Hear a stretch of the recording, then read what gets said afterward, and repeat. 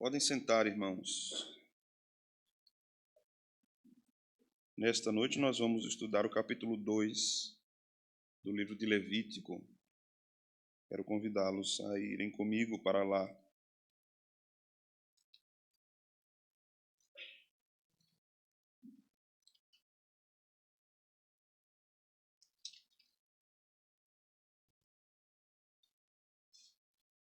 Hoje estudaremos sobre a oferta de manjares, ou oferta de cereais.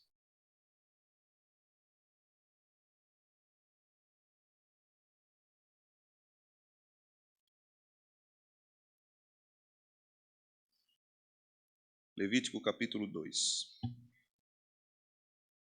Diz o texto sagrado: Quando alguma pessoa fizer oferta de manjares ao Senhor, a sua oferta será de flor de farinha.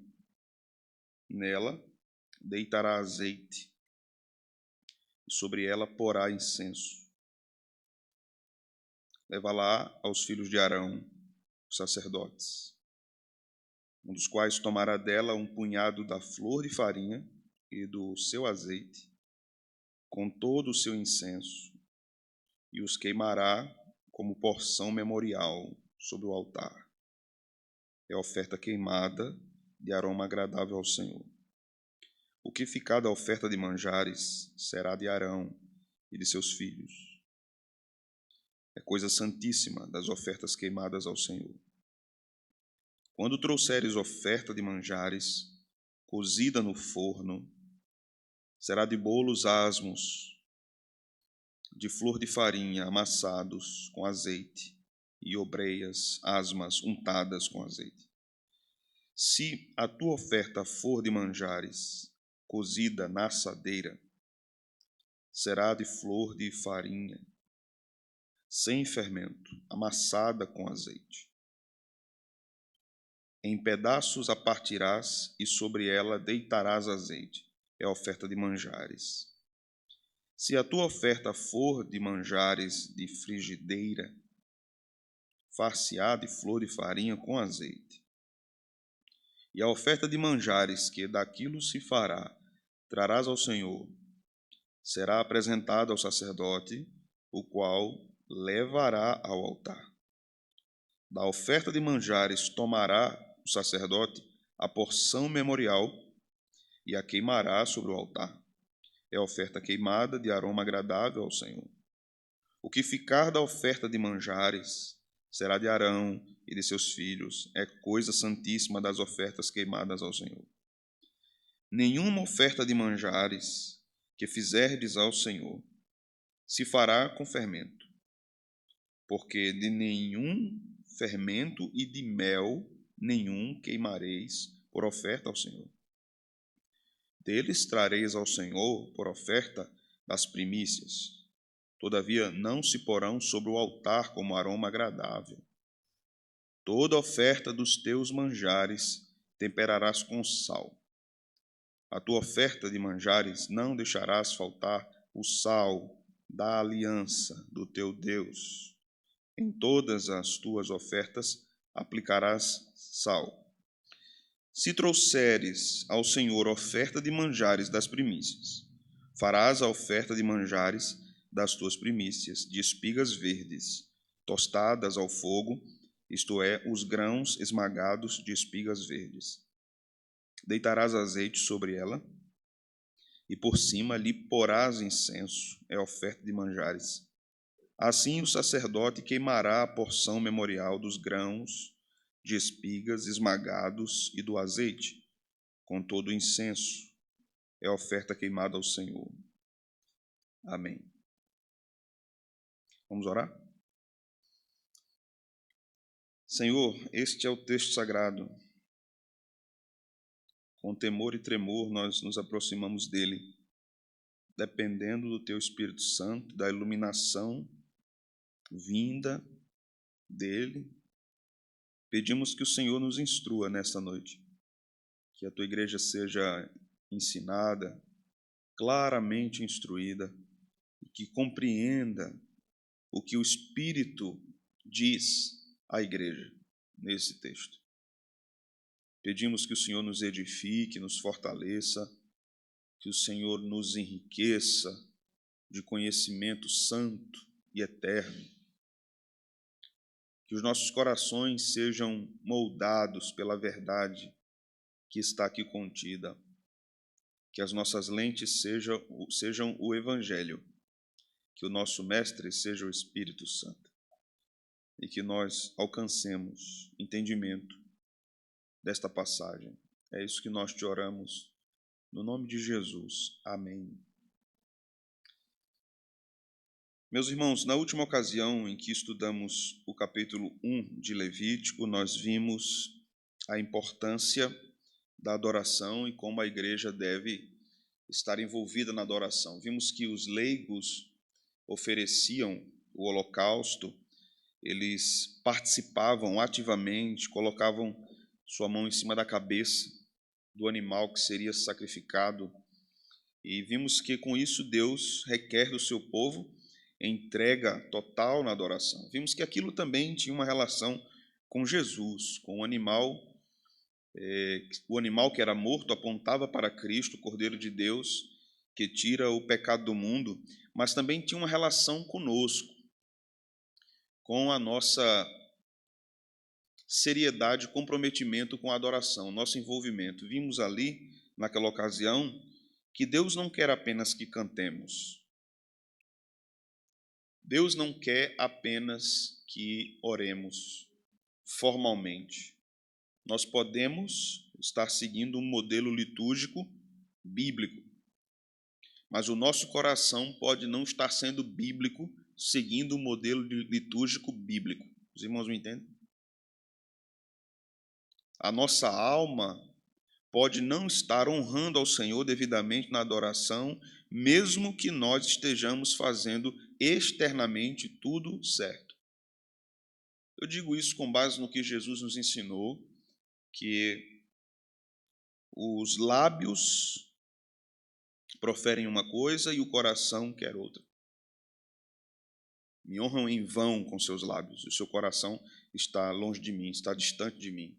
Então é possível que o crente seja muito zeloso por uma estética de adoração, mas o seu coração seja desviado da verdadeira adoração. A verdadeira adoração não está apenas na estética.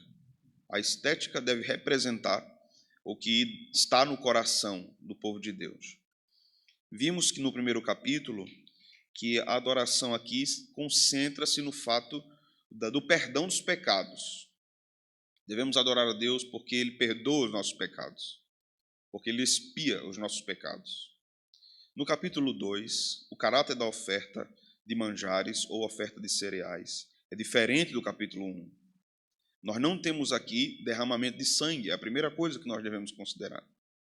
E nós não temos aqui uma referência a perdão de Deus para com o povo. A orientação para a dedicação dessa oferta não é a busca pelo perdão, é a gratidão. A oferta de manjares aponta para um importante elemento da adoração da igreja, a gratidão. É isso que Deus está ensinando nesse capítulo e é isso que nós vamos observar aqui atentamente. Aqui nós não vamos ter nenhuma referência no capítulo 2 especificamente. Aqui apenas a dedicação de manjares, de cereais, era apenas uma alternativa para o pobre. Alguns comentaristas vão dizer assim, de que a oferta de manjares era para aqueles muito pobres que não poderiam oferecer pombinhas ou pássaros, ou uma oferta designada no capítulo 1 como oferta para os mais pobres. No capítulo 2 eu não consigo ver isso sendo mostrado claramente. Isso vai aparecer lá no capítulo 5 e no capítulo 14. Observe comigo, vá comigo até o capítulo 5, versículo de número 11. O texto vai nos dizer o seguinte: porém, se as suas posses não lhe permitirem trazer 2 rolas ou 2 pombinhos, então aquele que pecou trará por sua oferta a 10ª parte de um efa de flor de farinha como oferta pelo pecado. Um efa é uma medida, certo? Como nós temos medida de litro, efa é uma medida.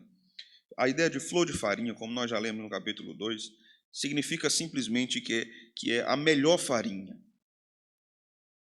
O que tinha que ser dedicado ao Senhor como oferta era o que tinha-se de melhor, não o resto, não a sobra.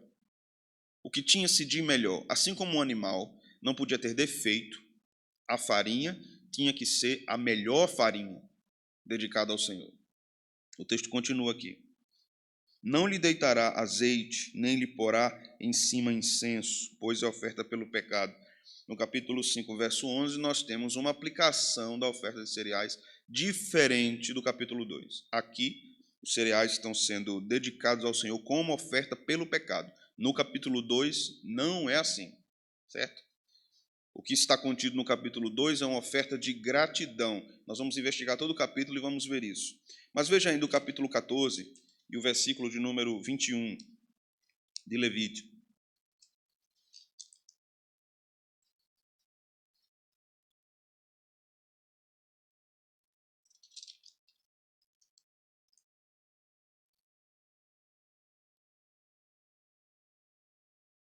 Diz o texto: se for pobre e as suas posses não lhe permitirem trazer tanto, tomará um cordeiro para oferta pela culpa, com oferta movida, para fazer expiação por ele, e a dízima de um efa de flor de farinha amassada com azeite, para oferta de manjares, e um cestário de azeite.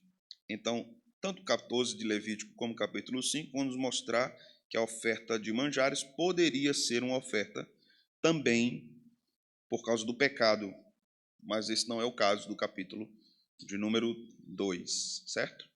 A ideia aqui no capítulo 2 é uma ideia de consagração e de dedicação. O capítulo 2 de Levítico está relacionado ao que nós chamamos de mandato cultural, lá em Gênesis 1, do 26 ao 31. O mandato cultural envolve a orientação de Deus acerca do trabalho. A teologia do trabalho acontece a partir do mandato cultural. Deus ordena que homens e mulheres trabalhem e que Deus seja louvado no seu trabalho. Mas aqui no capítulo 2 de Levítico, nós vamos perceber um aprofundamento disso que Deus disse lá em Gênesis, porque Deus não quer ser louvado apenas no ato de trabalhar. Deus quer ser louvado nos resultados do nosso trabalho. Os resultados do que fazemos para Deus devem honrá-lo e deve ser dedicado a Deus. A oferta de manjares está relacionada a uma teologia do trabalho e uma teologia da gratidão.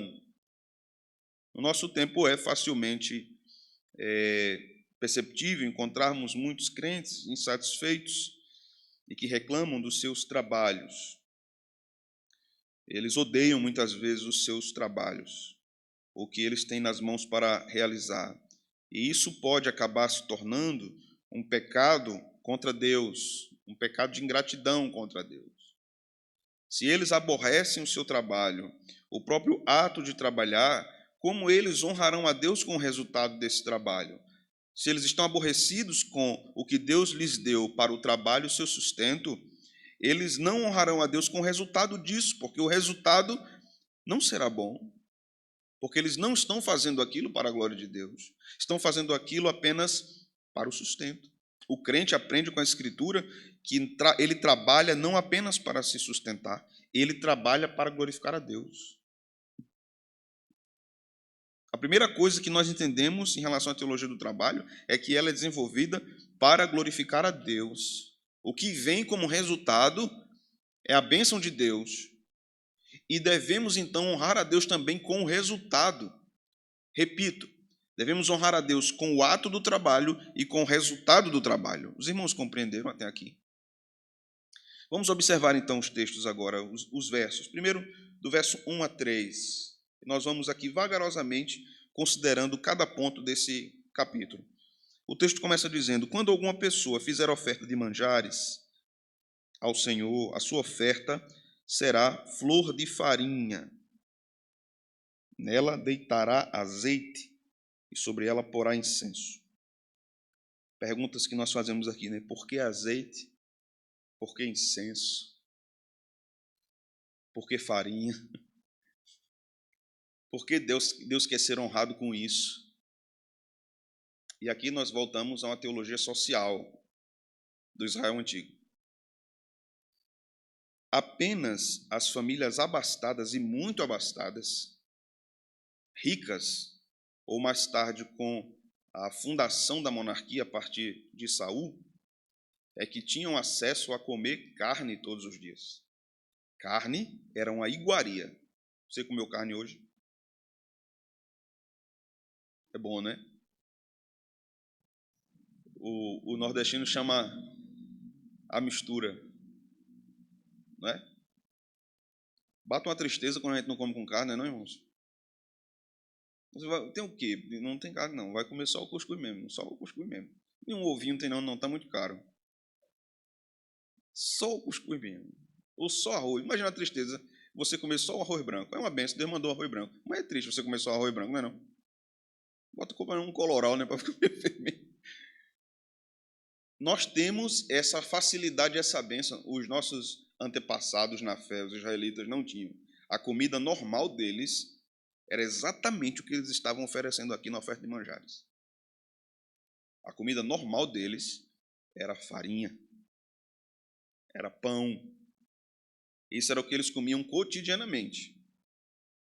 Então Deus queria ser louvado com o fruto do trabalho realizado pelas mãos do seu povo, mesmo na forma mais humilde. Dedicar ao Senhor aquilo que eu tinha costumeiramente na minha despensa como israelita. Se eu como costumeiramente pão e eu faço pão com a farinha, eu dedico ao Senhor a melhor farinha. Eu não vou para o culto com o resto do pacote. Ficou aqui esse restinho de farinha, eu vou dar um nozinho aqui. E vou levar para o culto e vou chegar lá, eu vou dar ao sacerdote. Era a melhor farinha que tinha que ser dedicada a Deus. Deus precisava e deveria ser honrado nisso. Então aqui nós precisamos observar, irmãos, que o objetivo era que o povo vivesse de maneira santa diante de Deus, vivesse de maneira que Deus fosse honrado na adoração. Nesse sistema de adoração haviam ofertas e essas ofertas eram voluntárias, como o capítulo 2 me diz e diz a você. A oferta era voluntária, quando alguma pessoa fizer a oferta. A oferta era voluntária, não tinha um sacerdote com arma na cabeça de um judeu. Dê a oferta hoje. O que é que você tem aí no bolso? Dê hoje. Isso acontece hoje, nos tempos de Israel não. A oferta deveria ser voluntária. Deus era honrado ou não. Esse princípio de liberalidade também é ensinado lá no Novo Testamento, né? Mas aqui nós precisamos entender em que consistia, qual era a lógica da farinha, do azeite, do sal, do incenso. Nós precisamos entender aqui algumas coisas. Primeiro, o adorador poderia levar grãos cozidos ou crus, isso era flor de farinha, isso derivava do trigo, o azeite e o incenso eram adicionados a isso. Azeite e incenso aqui simbolizavam a alegria e coroavam a oferta. E mais do que isso, azeite aqui, para nós, já a partir do Novo Testamento, significa a pessoa do Espírito Santo, a unção do Espírito Santo. E o incenso, conforme diz Apocalipse 5, simboliza a oração. A oração. Tanto o azeite como o incenso têm e são representações poderosas de Cristo, da realeza de Cristo, da intercessão de Cristo. Abra sua Bíblia comigo, lá em Mateus capítulo 2, versículo 11.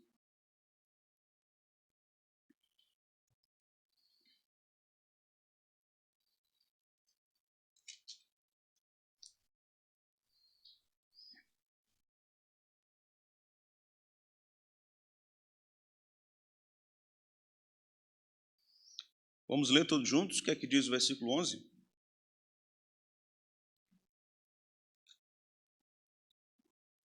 Vamos lá? Entrando.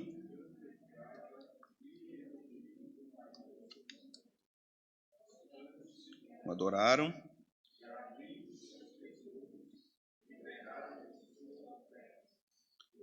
Incenso, mirra. Veja a presença do incenso aqui. O incenso era também um indicativo de realeza. A presença do incenso lá na adoração do Antigo Testamento estava apontando para a realeza de Deus.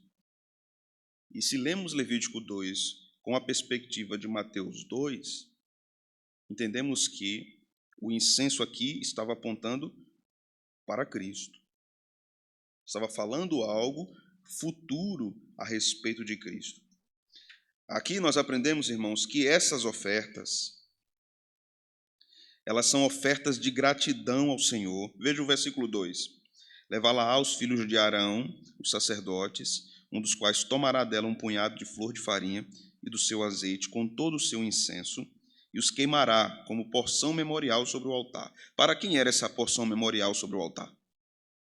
Para quem era?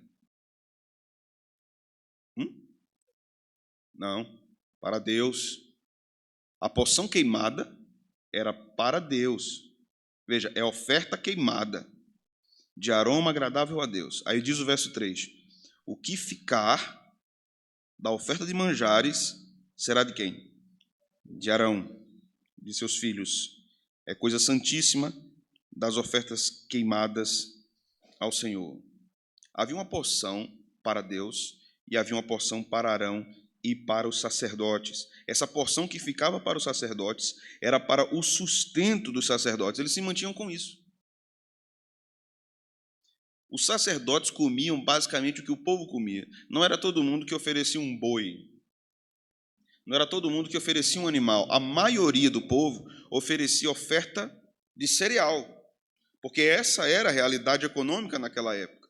E era com isso que os sacerdotes se mantinham cotidianamente. Como não vinha sempre boi, como não vinha sempre animal, mas vinha sempre farinha, a comida comum dos sacerdotes era pão, era azeite. Era com isso que eles se alimentavam. Então, Deus leva o seu povo para adorá-lo com uma oferta de gratidão pelo que Deus havia feito na vida deles, abençoando o seu trabalho e lhe dando fruto, lhe dando resultado do seu trabalho. Deus, então, responde ao povo com bênção. O povo é grato a Deus no ato de adorar e dá a Deus aquilo que Deus determina em sua palavra como oferta. Isso demonstra que o povo estava envolvido na adoração. Algumas aplicações aqui, irmãos. Sem gratidão a Deus, não haverá adoração. Sem gratidão a Deus, não haverá adoração. A Bíblia nos ensina em tudo dai graças, porque esta é a vontade de Deus. Você não deve dar graça pela desgraça. Você deve dar graça por causa da graça de Deus, pelo que Ele tem feito, como Ele tem cuidado de você, da sua casa. Aqui, nesse rito, litúrgico da oferta de cereais, o texto está nos mostrando que Deus cuidou do povo, que Deus deu ao povo o pão. Que Deus, podemos dizer assim, já estava mostrando a resposta da oração que Jesus nos ia ensinar a orar lá no Pai Nosso, O pão nosso de cada dia dá-nos hoje. Então, o povo estava oferecendo a Deus esses cereais porque o pão nosso estava chegando todos os dias. Porque Deus estava mandando todos os dias.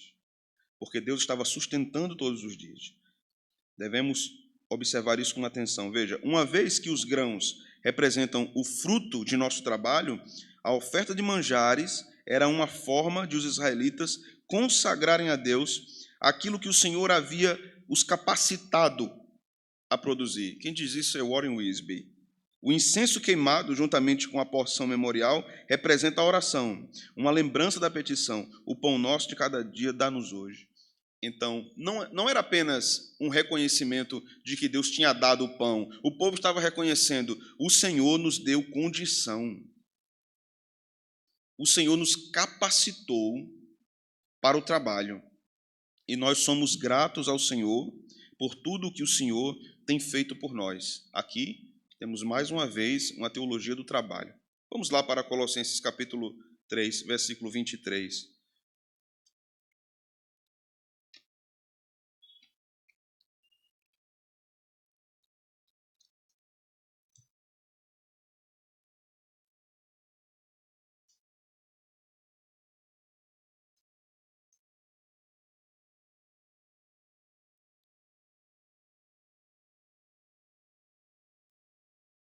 O texto diz, vamos ler? Tudo quanto fizerdes, fazei-o de todo o coração, como para o Senhor e não para os homens. Quando nós falamos de teologia da adoração, nós devemos tomar alguns cuidados. Cuidados com os excessos e cuidado com as subtrações. Em primeiro lugar, a adoração não acontece apenas nos atos de serviço no culto público. A adoração não está limitada ao culto público.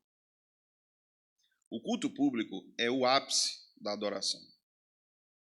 É o momento apoteótico da adoração. É o momento mais alto da expressão adoradora do povo de Deus.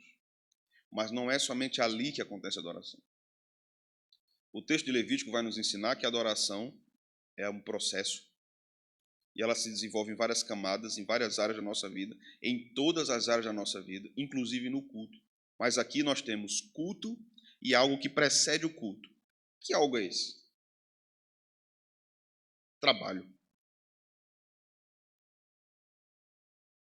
Deus quer ser adorado no culto, mas quer ser honrado no trabalho.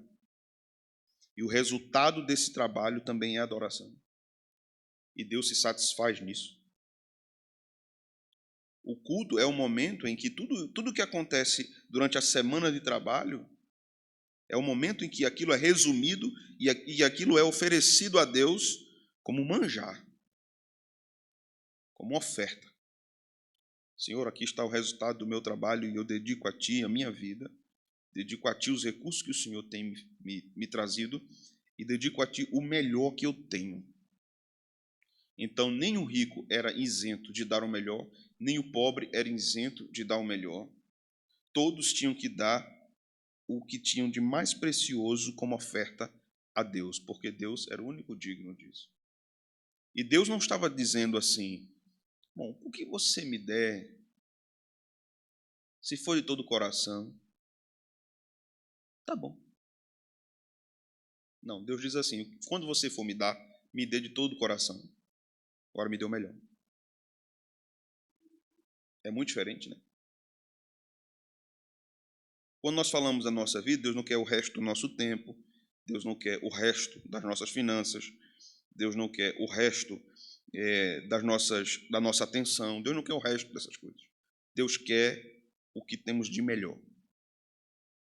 Deus quer o melhor do nosso tempo, Deus quer o melhor da nossa família, Deus quer o melhor de nossa potencialidade, de nossas possibilidades como pais, como mães, como filhos. Deus quer o melhor disso. Deus quer o melhor do que eu posso dar no meu trabalho. Deus quer o melhor de tudo isso. Deus quer que nós demos o melhor. Isso não é teologia coach, irmãos. Teologia bíblica. O povo de Deus não pode acomodar-se numa posição medíocre na vida com o seu Salvador. A mediocridade é um pecado. Quando você pode dar, você pode fazer mais e você não quer fazer mais, você vai dando a Deus o que dá. O que dá, o que dá. Quando der eu faço, quando der eu vou. Quando der eu honro a Deus, quando der eu contribuo. Deus nunca disse isso. Quando der, faça. Eu disse, faça. Prioridade, faça. Quais são as suas prioridades? Aqui aprendemos algumas coisas. Em primeiro lugar, até aqui aprendemos, até o verso 3, que a nossa adoração a Deus não deve ser baseada apenas nas necessidades que nós temos. Eu não devo adorar a Deus apenas porque eu preciso de algo, porque eu preciso de coisas. Mas aqui aprendemos uma atitude de gratidão pelas bênçãos que nós já recebemos.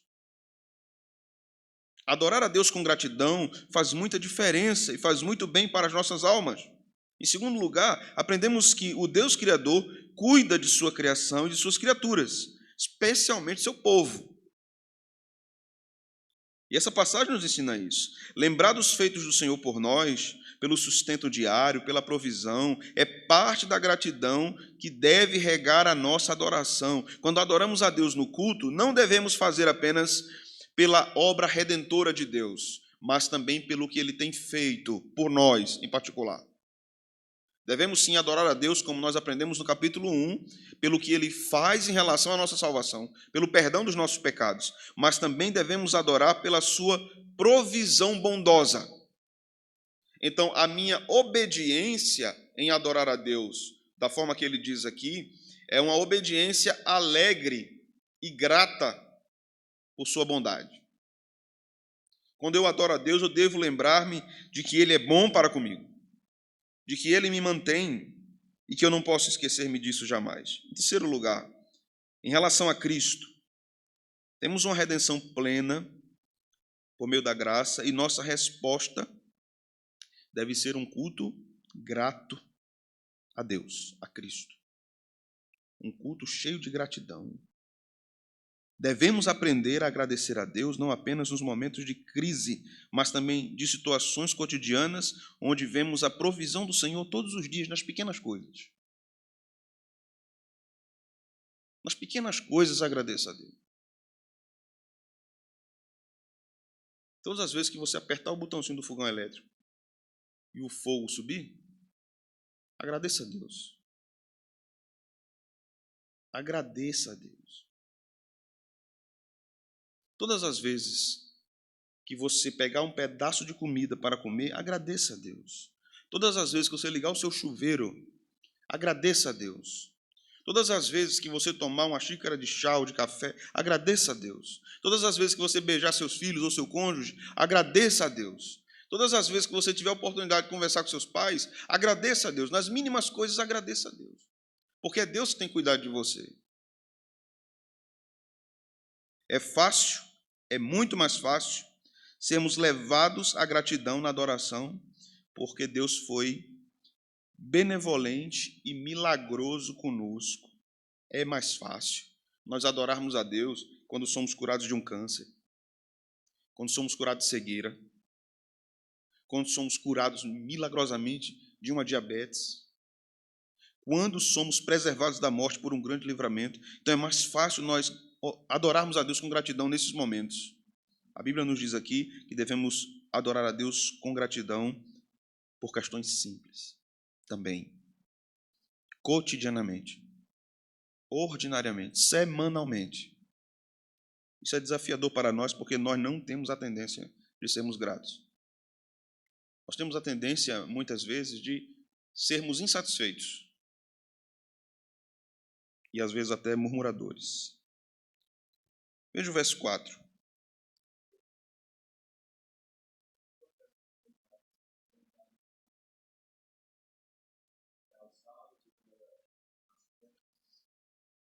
Cotidianamente, muitas vezes, elas eram entregues aos sacerdotes. Por isso eles conseguiam se manter. Não poderia ser apenas nas festas, porque senão eles não tinham manutenção suficiente, né? Então, o povo de Deus deveria oferecer prioritariamente nos cultos do dia do Senhor. E isso fazia com que os sacerdotes mantivessem também o seu sustento, o sustento da sua casa. Então, como é que eu posso dizer? A permanência, ou a regularidade, essa é a palavra, a regularidade das ofertas fazia parte da vida de adoração do povo de Deus, da ordem do povo de Deus. Quando nós observamos alguém dizer que esse negócio de dízimo e oferta foi inventado pelo homem, que essa pessoa nunca leu, de fato, a Bíblia. Nunca leu Levítico, nunca leu o que Deus vem dizendo sobre isso, não só no Novo Testamento, não só no Antigo Testamento, mas também no Novo Testamento. Era regular.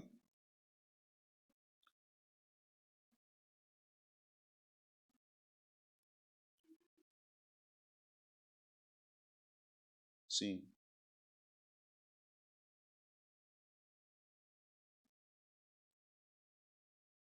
Sim. E aí nós ampliamos a aplicação desse ensino, não apenas para quando damos financeiramente, mas para a própria adoração. Porque o dar, materialmente falando, é uma manifestação externa do coração. Assim como o texto diz que a boca fala do que o coração está cheio, a mão também dá do que o coração está cheio. Se o crente é generoso, é porque o seu coração é muito grato.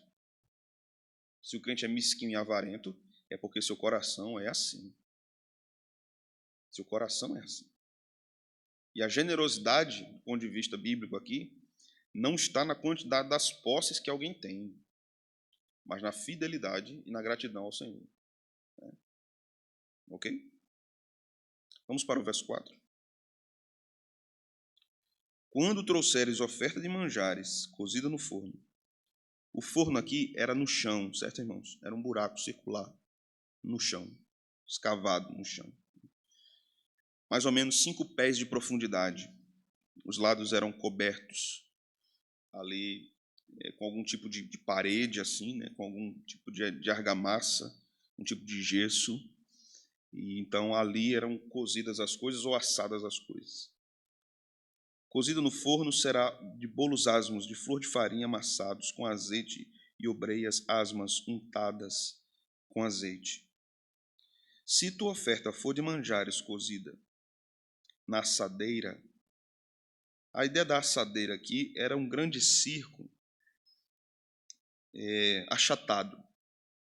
Não é como as que temos hoje, que elas são curvadas, né? No final, elas são como uma vasilha. Então, a assadeira aqui, semelhantemente também a frigideira, que é mencionado mais abaixo, era para isso, né? A frigideira aqui, de fato, era para fritar no azeite, né? Diferente de quando ia assar. Então, se a tua oferta for de manjares cozida na assadeira, será de flor de farinha sem fermento amassada com azeite. Em pedaços a partirás e sobre ela deitarás azeite. É a oferta de manjares. Se a tua oferta for de manjares de frigideira, far-se-á de flor de farinha com azeite. E a oferta de manjares que daquilo se fará, trarás ao Senhor, será apresentada ao sacerdote, o qual a levará ao altar. Da oferta de manjares, tomará o sacerdote a porção memorial e a queimará sobre o altar. Essa era a porção do Senhor. É a oferta queimada, é aroma agradável ao Senhor. O que ficar da oferta de manjares será de Arão, de seus filhos, é coisa santíssima das ofertas queimadas ao Senhor. Algumas coisas aqui para nós entendermos agora. Primeiro, a flor de farinha, ou a farinha fina. O que é que significa isso em termos espirituais? O que é que o texto quer dizer com isso? Essa farinha simboliza o quê? Não é apenas o símbolo do sustento, como nós já vimos. Há uma significação maior. A farinha aqui simboliza a pureza e a perfeição. Era feita a partir, então, de um material refinado e iria gerar, de fato, outros alimentos. Então, essa farinha não podia ser com defeito. Ela refletia aqui, ou aludia, à excelência do sacrifício. Embora não fosse um animal morto, mas ela aludia à excelência do sacrifício, como se fosse o sacrifício. Isso nos lembra, então, que Deus exige o melhor de nós, não apenas algo para fazermos por obrigação ou de maneira superficial. Se a farinha era fina, isso aponta para a nossa dedicação, isso aponta para o nosso comprometimento e aponta também para Cristo. Foi perfeito, sem defeito, puro, que dedicou-se em oferta agradável a Deus. Deus, então, meus irmãos, deseja que seus servos estejam envolvidos de coração na adoração a Ele. A oferta não é somente o ato de dar, mas o ato de se envolver, dedicando a própria vida ao Senhor. Deus não quer apenas que você dê, Deus quer que você se envolva. O azeite, como nós já vimos, é um símbolo do Espírito Santo, né? mas também significa a unção ou a capacitação de Deus sobre alguém. Geralmente isso era feito entre ou com o sacerdote, o profeta e o rei.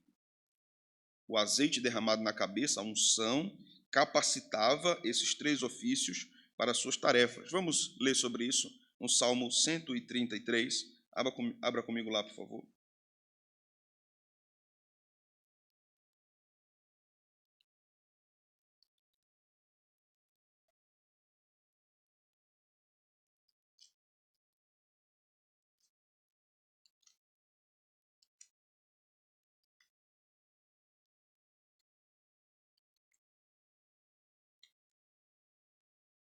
É um salmo bem conhecido.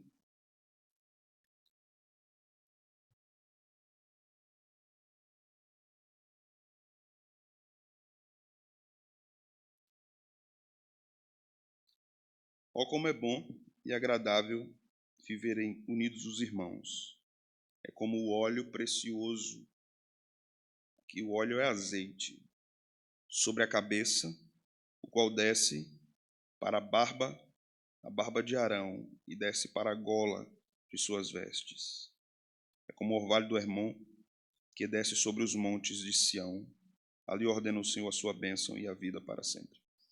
Então o verso 2 aqui mostra a unção do sacerdote, né, ou do sumo sacerdote. O óleo descendo sobre sua cabeça, sobre sua barba, era um símbolo de capacitação.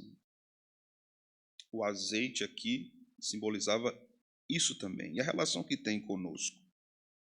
O Espírito Santo nos capacitando para vivermos de modo fiel a Deus. Uma capacitação do Espírito Santo. Aqui nós aprendemos, nessa passagem, que cada um desses elementos tem relevância para a nossa caminhada com Cristo. Em relação à farinha, somos chamados a oferecer uma vida a Deus que glorifique o seu nome, sacrifício vivo, santo e agradável a Deus, como diz Paulo lá em Romanos capítulo 12. Em relação ao incenso, ter as nossas orações como um aroma agradável a Deus e a manter nossa aliança com Deus firme e preservada como sal. Aqui está a importância do sal no texto de Levítico. Você vê que, quando nós lemos sobre isso, veja comigo lá no verso de número 11.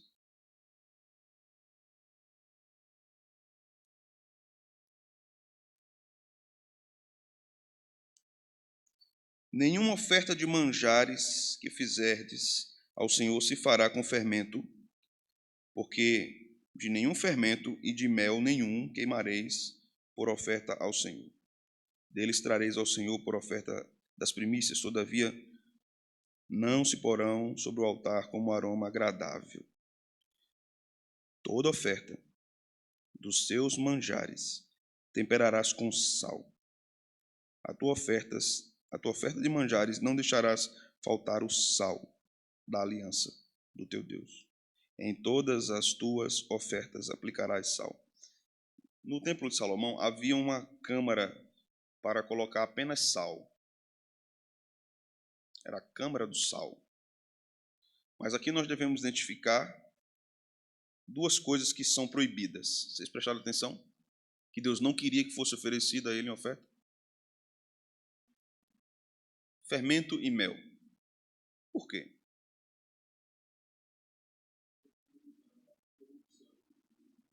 O pecado.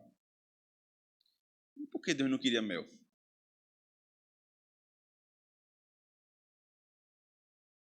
Alguns comentaristas vão dizer que fermento e mel eram oferecidos nos cultos pagãos, em que Deus não queria essa semelhança aqui.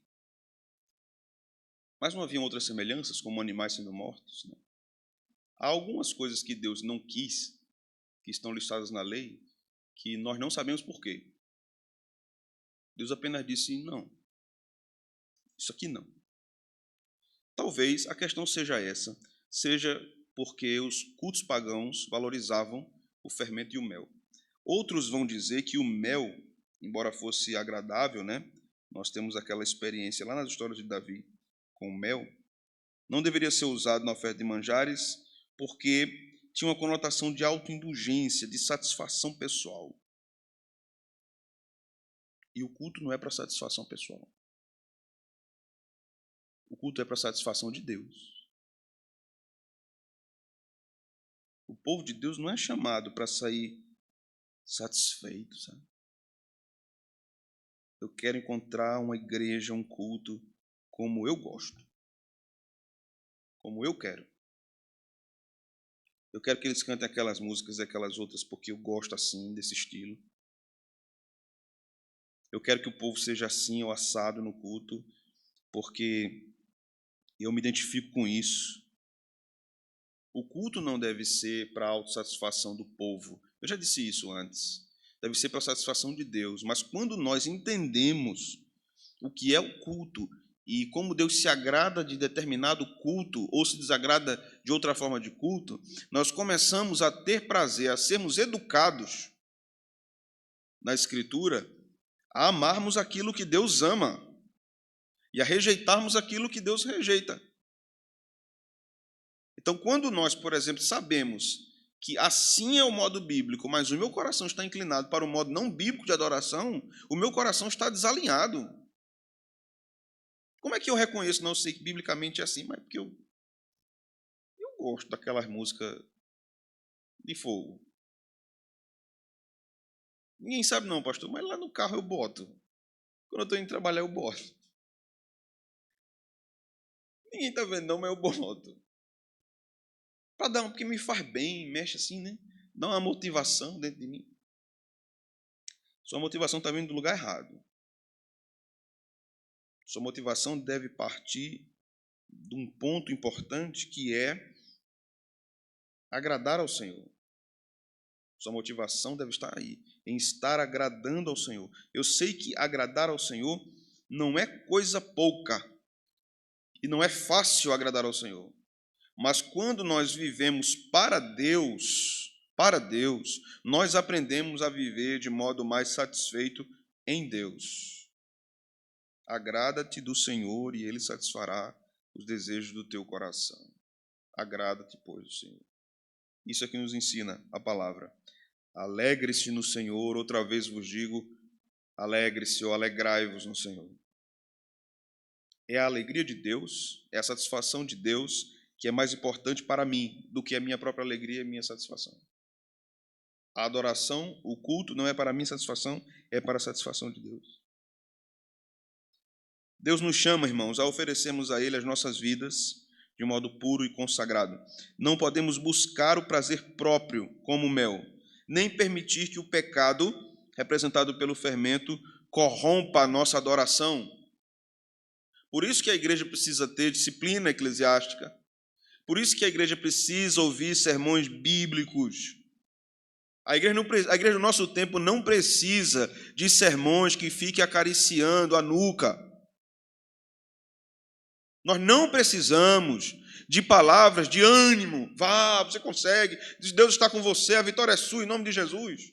A igreja do nosso tempo precisa aprender profundamente o caráter santo de Deus e como nós somos pecadores. E como Deus tem redenção, conforto e consolo para nós. É isso que nós precisamos. Porque a nossa geração é uma geração que é viciada no prazer. Vocês discordam de mim? A nossa geração é viciada no prazer.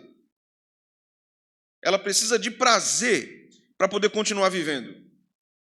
Prazer comendo, prazer bebendo, prazer vestindo, prazer andando, prazer em tudo nessa vida, menos em Deus. E a Escritura vai nos dizendo que o nosso maior prazer deve ser em Deus.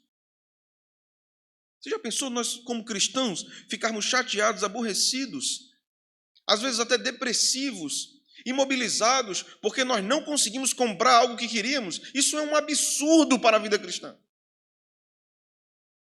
Eu estou triste porque eu não tenho isso. Eu estou triste porque eu não consegui comprar aquele carro, ou aquele telefone, ou aquela roupa. Eu estou desmotivado porque eu não consigo, eu sou incapaz, todo mundo consegue e eu não consigo. Esse não deve ser o centro do pensamento de um cristão.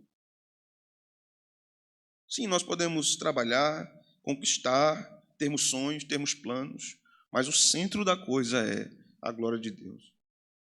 A alegria que nós devemos ter em Deus. Se essas coisas roubam minha alegria, é porque elas são o meu Deus. Se elas roubam minha alegria, é porque elas são o meu Deus. Nossos corações devem ser limpos. Nosso objetivo deve ser para a glória de Deus. E nossa adoração deve ser dada sem mistura com a impureza do pecado. Como isso é difícil. E é impossível. É impossível a nossa adoração abandonar a impureza. É impossível. É impossível o nosso coração não ser contaminado. E como é então que Deus recebe a adoração da igreja? Cristo. Os nossos sacrifícios são sempre imperfeitos. A nossa farinha nunca será a mais fina. O nosso boi nunca será o sem defeito. A nossa oferta nunca vai ser a melhor que podemos dar. Nunca será, nunca. E como é que Deus aceita a nossa adoração? Cristo, o Cordeiro de Deus perfeito que tira o pecado do mundo. A flor de farinha, o cereal sem defeito, o azeite, o incenso, Cristo, Cristo, Cristo, Cristo. Cristo é o centro de toda a adoração da igreja. E é por isso que nós devemos zelar por uma adoração mais pura, para honrar a Cristo. Não é porque, por nosso mero trabalho, nós vamos agradar a Deus com a adoração. Não é por isso. É para honrar a Cristo. Porque nós podemos ter uma liturgia impecável, podemos ser tradicionalíssimos na adoração. E Deus dizer, não quero a adoração de vocês. Rejeito a adoração de vocês.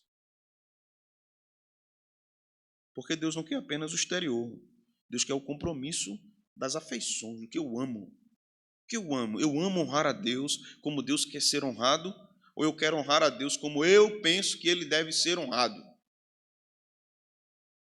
Você já imaginou? Veja só. Você tem um filho, e o seu filho diz, pai, eu quero no meu aniversário ganhar uma bola de futebol. Eu quero muito uma bola de futebol. O menino passa um ano falando da bola de futebol, todo dia. Pai, você vai me dar, né? No meu aniversário vai chegar, você vai me dar aquela bola de futebol. Você vai me dar, pai, aquela bola de futebol? O pai vai dizendo, vou dar. No seu aniversário eu vou dar. Pai, o senhor pode me dar também uma camisa do meu time e tal? Quando chegar, vou lhe dar. Aí quando chega no aniversário do garoto, o pai chega para ele com um prato de pamonha. Tome, meu filho. É muito melhor do que uma bola de futebol. Tome. O menino se sente como? Frustrado.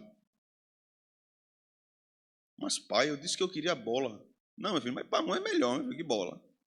Bora comer a pamonhazinha? Mamãe vai assar um queijinho ali, um cafezinho, a gente come. E vai ser tudo bom. Você vai festejar aqui. Mas eu queria uma bola. Frustração terrível, né? Agora, coloque isso no nosso contexto. Deus dizendo, eu quero ser adorado assim, assim, assim. E a gente vem com um prato de pamonha. Então, Senhor, isso aqui é melhor, Senhor, do que o que o Senhor pediu.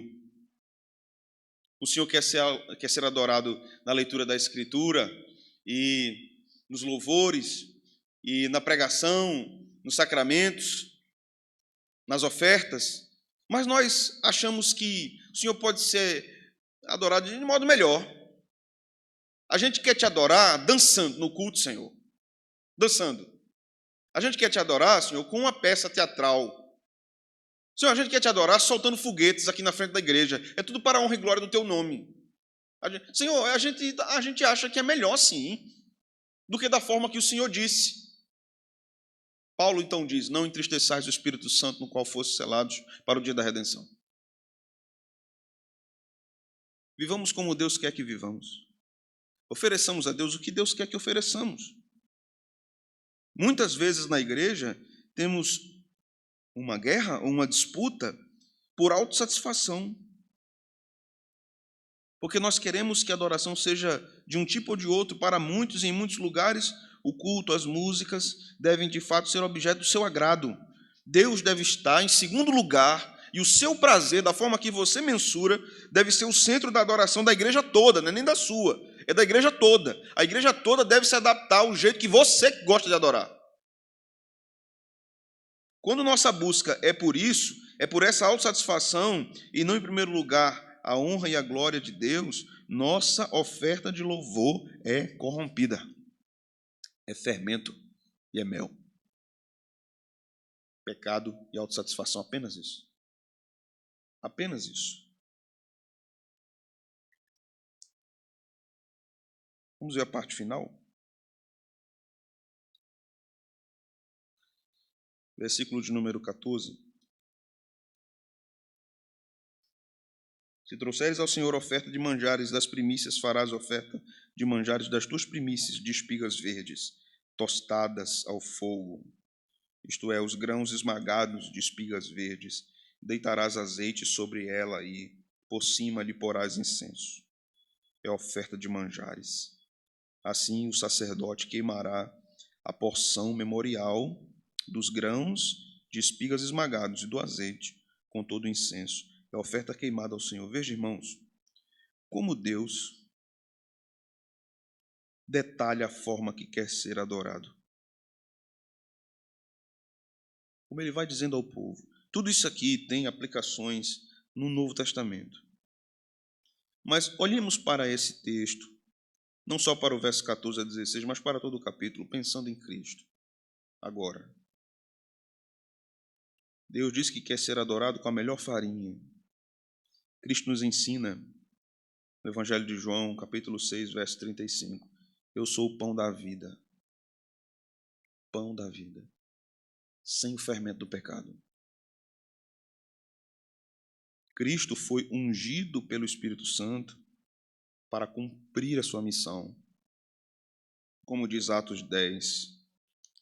Cristo é o nosso intercessor diante de Deus, e suas orações e seu sacrifício foram agradáveis ao Pai. Hebreus 7, 25. Cristo é a aliança eterna que Deus fez conosco. Por isso que ele nos ensina também, vós sois o sal da terra e a luz do mundo.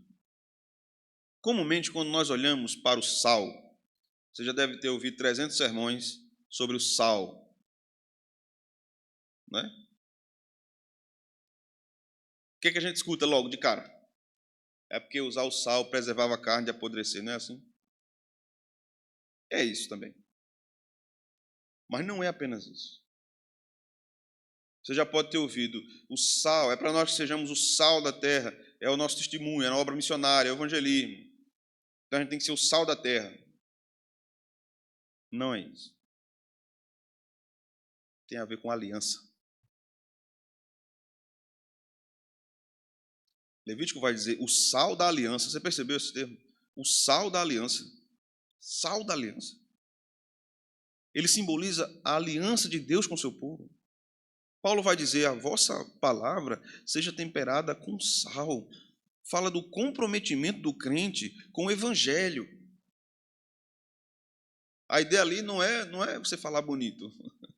Não é você falar com gentileza. A ideia não é essa. E fale, mas não é essa a ideia. A ideia está no contexto levítico de comprometimento pactual com a verdade de Deus. Quando Paulo diz a vossa palavra seja temperada com sal, esteja comprometido com o evangelho em tudo que você diz. A ideia de vocês são o sal da terra, esteja comprometido com o evangelho em todos os lugares que você está, em tudo que você faz. Como cristãos, meus irmãos, devemos aprender a viver com um coração agradecido, reconhecendo a boa dádiva de Deus. Na adoração, nós temos o resultado disso.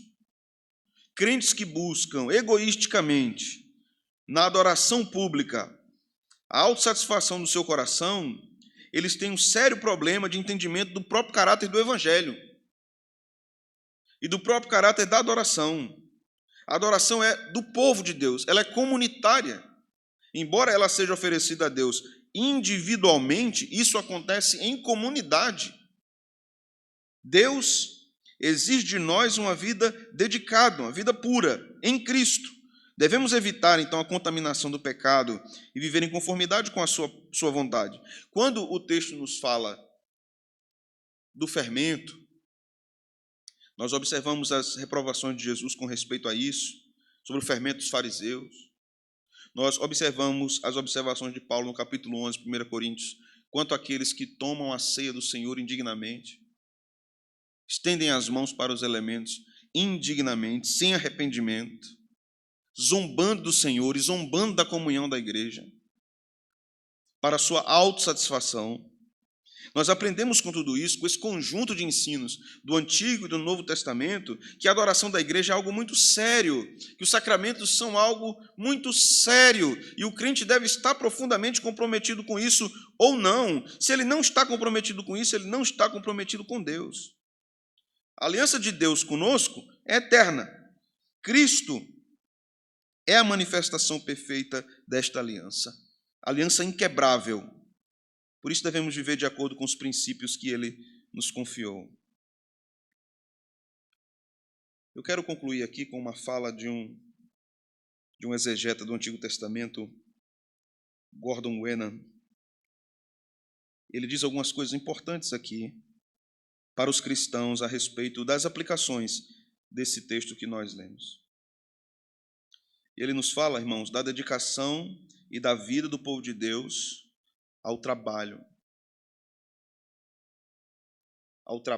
para o sustento que redunda em glória a Deus e ao trabalho ao Senhor, apresentando o nosso corpo como sacrifício vivo, santo e agradável a Deus. Quando você, irmã, está cuidando da sua casa, Deus deve ser glorificado nisso. Quando você está banhando seus filhos, alimentando seus filhos, Deus deve ser glorificado nisso.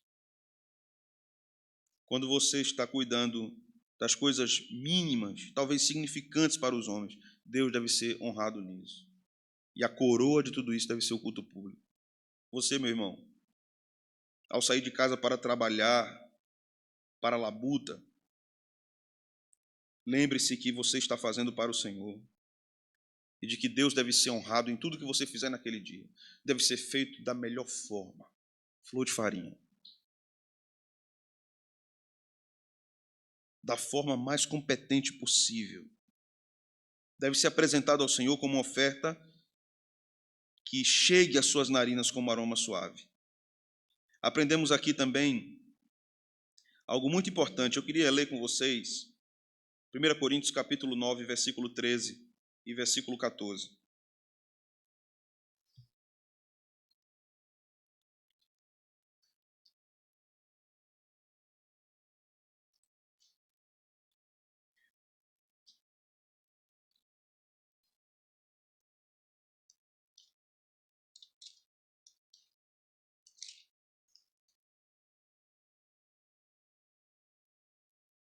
Paulo está tratando aqui a partir dos ensinos contidos em Levítico.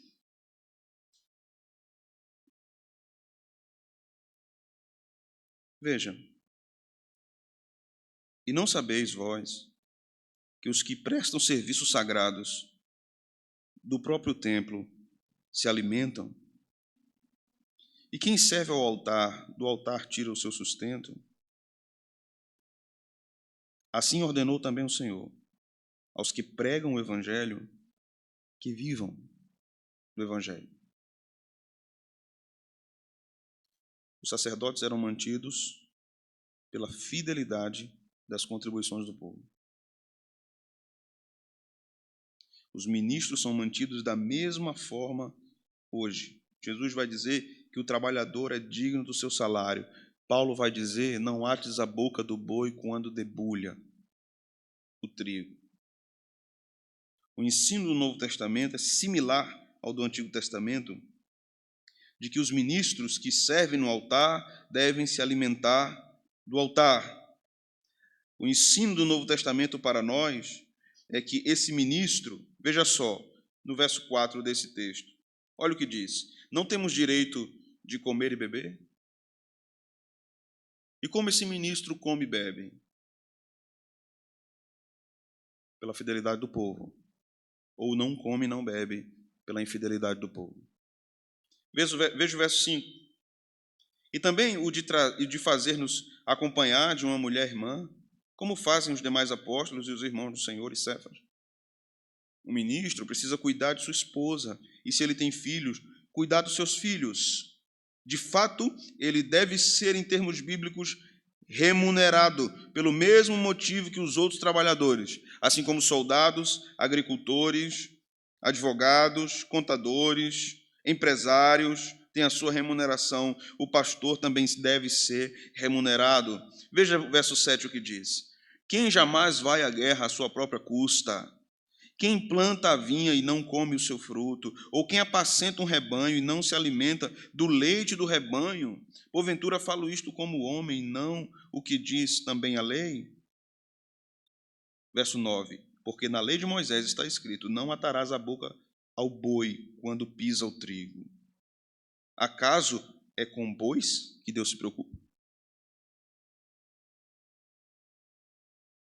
Em muitos lugares hoje, muitos líderes, muitos pastores são verdadeiros mercenários da fé. Eles exploram o rebanho.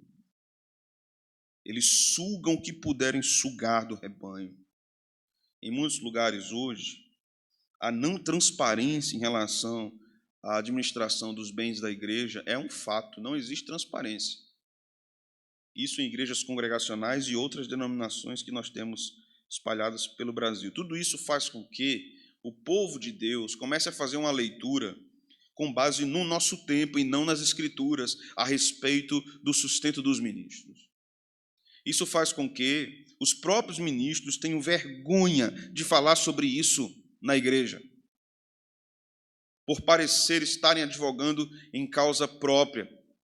Preciso dizer a vocês, irmãos, que ministros não devem ser reis, mas a Escritura ensina que eles devem ser mantidos dignamente se eles se afadigam no ensino da palavra de Deus ao rebanho, se eles se dedicam a cuidar do rebanho. Se eles são mandados à guerra, eles não podem ir à sua própria custa. Uma igreja precisa de uma boa pregação, precisa de um bom pregador, vocês concordam? Uma igreja saudável precisa ter pessoas preparadas, chamadas e preparadas. É isso que a Escritura nos diz. Chamadas e preparadas. Deus chamou Eliseu e o preparou através de Elias. Deus chamou profetas e preparou-os através de Samuel. Deus chamou Josué e o preparou através de Moisés. Deus chamou Moisés e o orientou através de Jetro. Deus chamou 12 apóstolos por meio do seu filho e os orientou por meio do seu filho. Deus chamou Timóteo, Tito, Epáfras, tantos obreiros, e Paulo os instruiu. Deus chamou Marcos e Pedro o acolheu. Barnabé também. Todos esses tiveram preparo para isso. Uma igreja saudável terá um ministro preparado. Em termos espirituais, um homem reto. Em termos morais, um homem irrepreensível. Em termos intelectuais, um homem preparado intelectualmente. Preparado. E como igrejas hoje querem isso? Dizendo simplesmente assim: esse povo só quer dinheiro. Por que não vem por amor? A Escritura diz que o trabalho de pregação é trabalho. É trabalho. É trabalho. Eu ensinei isso a vocês aqui quando estávamos estudando sobre a doutrina da igreja. Esse negócio de uma igreja chamar um pregador e dizer a ele: foi uma benção, viu? Vá na paz. Despedir o pregador, convidado, sem abençoá-lo, não com esmola, com pagamento pelo seu trabalho. A gente tem problema com esses termos. A gente tem problema com o termo salário para o pastor, a gente chama de prebenda. Porque parece desonroso, soa desonroso falar isso para um pastor. Eu tenho muito respeito, muita estima por um grande pregador internacional, norte-americano, John Piper. Ele escreveu um livro chamado Irmãos, Não Somos Profissionais. E o livro é muito bom, mas muitos falam desse título sem nem ter lido o que ele diz lá. Então dizem assim: o pastor não pode ser um profissional. Você sabe o que é um profissional? Um profissional. Você vai num médico que não é profissional? Você vai num médico, quando ele lhe examina, ele diz assim: Rapaz, deixa eu ver aqui no Google aqui. Eu vou passar para você esse remédio aqui, mas eu não sei se vai dar certo. Inclusive, a última vez que eu passei para um paciente, ele morreu. Mas com você vai ser diferente. Você vai tomar o remédio? Não, você não vai. Esse homem não tem preparo. Esse homem não tem preparo. Mas muitos crentes estão entregando suas almas a obreiros absurdamente despreparados. Dizendo assim, guie minha vida, porque a Bíblia diz que o pastor é um guia, né? Então, pode guiar minha vida. Você não sabe de nada, eu sei que você não sabe, mas pode guiar minha vida. Aí depois eles estão dizendo assim, eu fui destruído, eu não fui pastoreado, deu tudo errado, havia uma série de problemas. A igreja precisa entender isso. Se nós queremos pastores preparados, dedicados ao cuidado do rebanho, a igreja precisa entender o que a Escritura diz. Este homem está trabalhando para Deus, servindo a igreja, e ele deve comer do que chega no altar. Do que chega no altar. Se trouxessem um boi, se trouxessem a flor de farinha, se trouxessem as ofertas, os levitas tinham os dízimos, eram sustentados pelos dízimos. Os sacerdotes dependiam daquela manutenção diária que chegava com essas ofertas. Então, irmãos, o que acontece em muitas igrejas? Que eu preciso fazer uma observação sobre isso, porque é algo gravíssimo e cruel. Quando muitas igrejas não querem mais um pastor, em vez delas demitirem aquele pastor, como deve ser feito,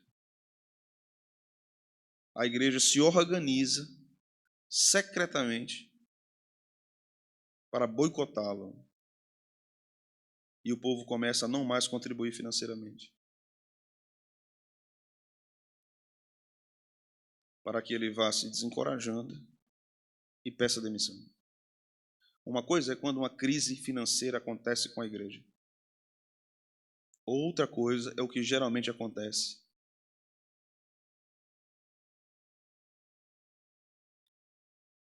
Conheço igrejas que disseram ao seu pastor: enquanto você estiver aqui, nós não vamos dizimar e ofertar,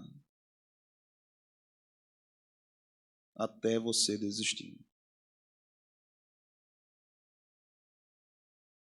Isso é desobediência à palavra de Deus. Se o ministro não é fiel, a igreja deve removê-lo. Removê-lo. Amém, irmãos?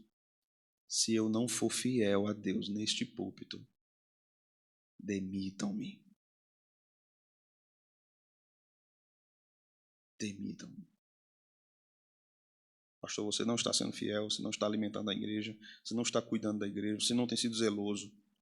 Pastor, você não está estudando para pregar. Isso é motivo de demissão de um pastor. Irmãos.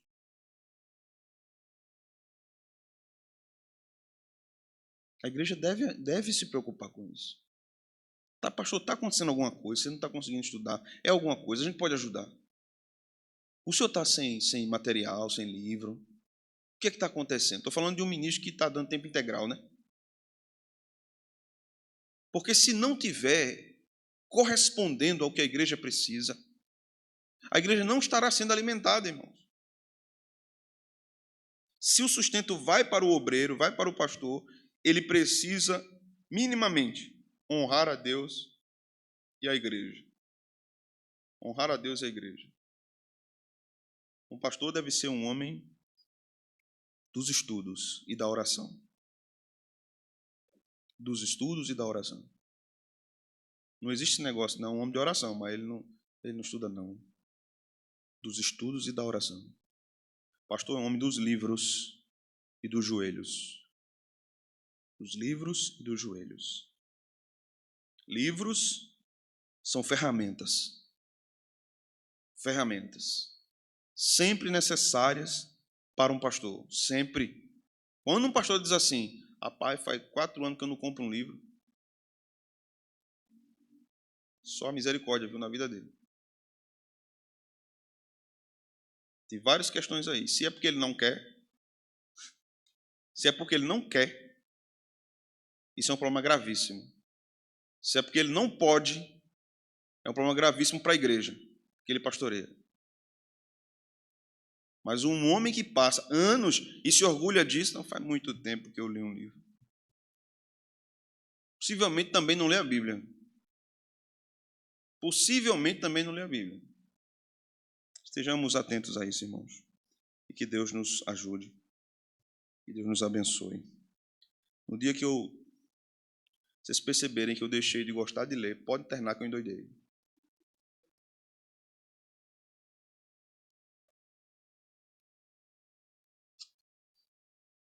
O pastor tem que ler pelo menos 4 livros por mês. Pelo menos, no mínimo. Se ele estiver trabalhando integralmente no serviço do Senhor, ele deve ser um ávido leitor e bom leitor, porque senão ele não consegue acompanhar o rebanho. Ele não consegue pastorear. As demandas são muitas e vários assuntos diferentes. De tudo, um pastor é abordado. Ele vai ter que saber um pouquinho de direito, um pouquinho de administração, um pouquinho de ciências da mente, ele é um pouquinho de médico também. Ele é um pouquinho de tudo.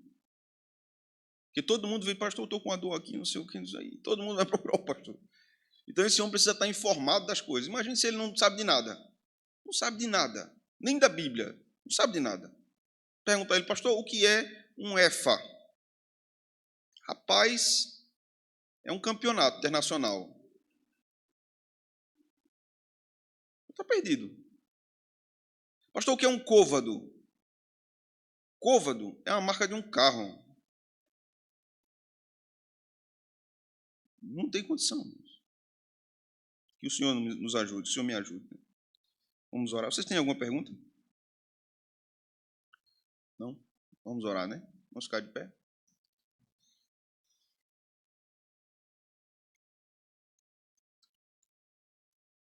Obrigado, Senhor, por esta noite. Que a Tua palavra penetre em nossos corações e permaneça, crie raízes. Que seja terra boa. Que o Senhor encontre terra boa em nossas almas. Que a nossa adoração seja comprometida, seja santa. Seja feita as coisas do Senhor. Leva-nos em paz, Senhor, para os nossos lares. No nome de Jesus. Amém. Amém. Deus abençoe, irmãos. Até domingo.